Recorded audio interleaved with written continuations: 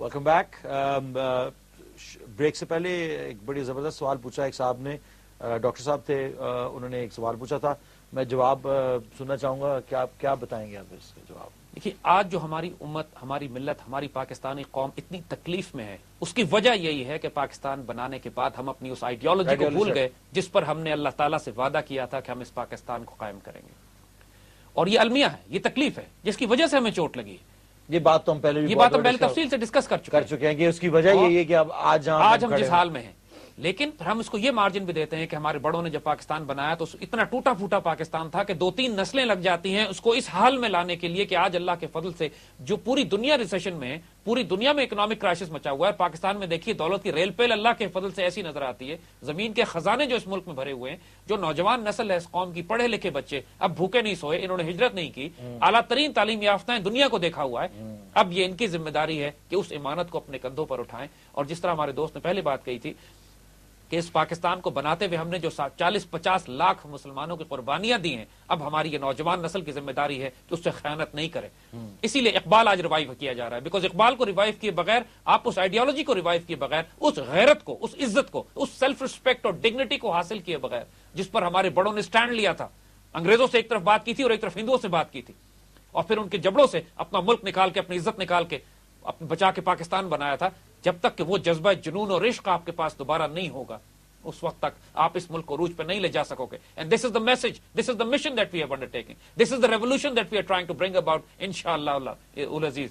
So you سی, میر جعفر اور میر صادق آج بھی ہماری صفوں میں بہت ہیں, انہی کی وجہ سے آج یہ امت کو یہ آزمائشیں اور مشکلات ہیں.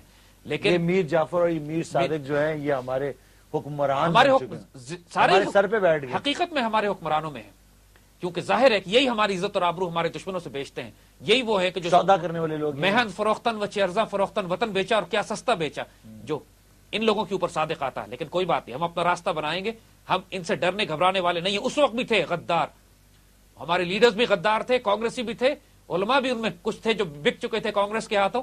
اس کے باوجود جو اللہ کے بندے تھے انہوں نے اپنا راستہ نکالا اور پاکستان حاصل کیا. مایوس نہیں ہونا ہوتا ہے جب آپ مسلمان ہوتے ہیں, اور اقبال کا میسج ہی یہی ہے کہ مسلمان مایوس نہیں ہو سکتا.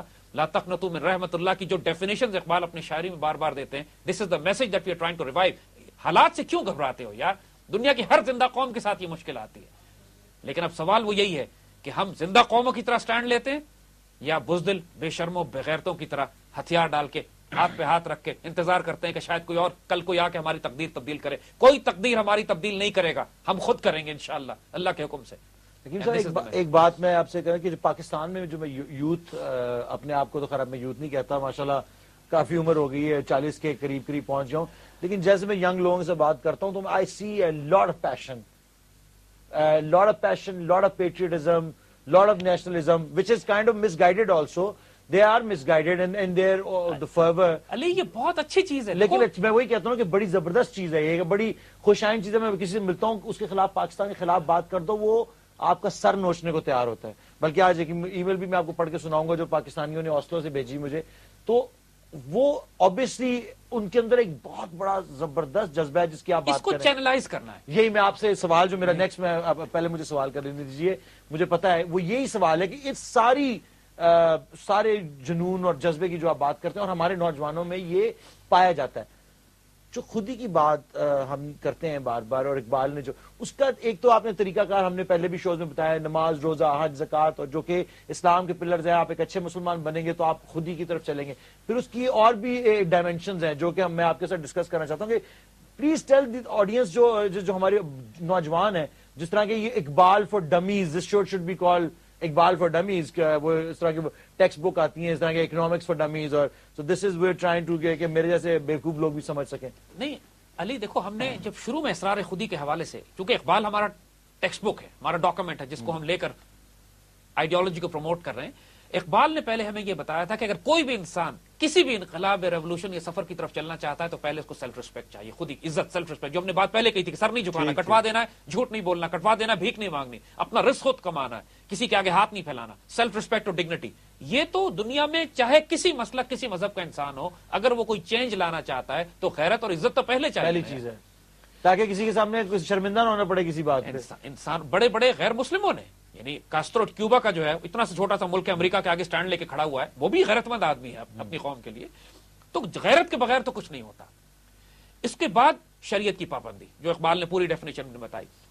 لیکن شریعت کی پہ پابندی کرنے سے بھی انسان کا قلب, انسان کی اسپرچل ڈائمینشن, اس کی خودی کی حفاظت نہیں ہوتی جب تک آگے کچھ سٹیپس ہیں جو اقبال بتاتے ہیں کہ ان کی حفاظت نہ کی جائے. اور mere rituals will not do it. No, not at all.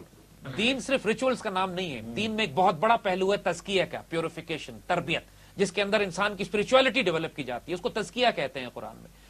Purification وہ قلب کی صفائی, انسان کی اسپرچل ڈائمینشن. اور اس کے طریقہ اقبال کیا بتاتے ہیں خودی کی حفاظت کے لیے, وچ از فیسنیٹنگ, اینڈ ہی سیز اس کی بنیاد عشق اور محبت ہے. محبت کے بغیر خودی کی حفاظت اور تربیت نہیں ہوتی. کس طرح وہ پھر آگے بات کرتے ہیں. We're going to take a break. Once we come back, we're going to continue from right where we left.